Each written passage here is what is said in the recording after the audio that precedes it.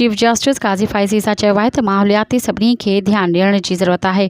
मारगला हिल ते क़ाइम रेस्टोरेंट ख़िलाफ़ फ़ैसिलो ॾियण ते संदसि नियाणी शिकायत कई। जंगली जीवत जे घरनि खे ॾाहे पंहिंजो कारोबार नथो करे सघिजे। ज़िंदगी ऐं संदसि घरवारी खे वीटो पावर हासिलु आहे।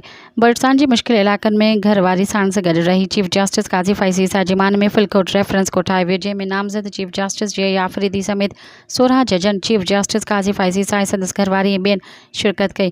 फिलकोट रेफरेंस खे ख़िताब कंदे जस्टिस काज़ी फैज़ी सां चयो त खेस हिकु भेरे काल आई त चीफ जस्टिस छॾे रहियो आहे। खेसि लॻो त चीफ जस्टिस छंड पटींदो, छो त हू अंग्रेज़ी अख़बार में लिखी रहियो हो पर हिन चयो त बर्डसान में को बि जज नाहे, अव्हां चीफ जस्टिस बणिजो। मज़ीद ख़बरनि ऐं तफ़सीलात लाइ विज़िट कयो असांजी वेबसाइट www.awamiNewsHD.com ऐं ॾिसंदा रहो अवामी न्यूज़ HD।